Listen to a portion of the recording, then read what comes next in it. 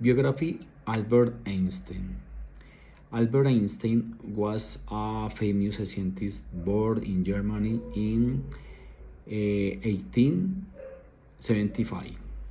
He changed how we understand the world with his important ideas, like the theory of relativity, which he wrote about in 1905.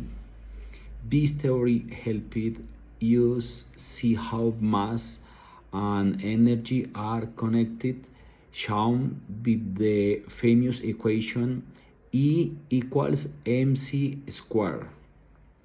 Einstein won the Nobel Prize in Physics in 1921 for his work on the photoelectric effect.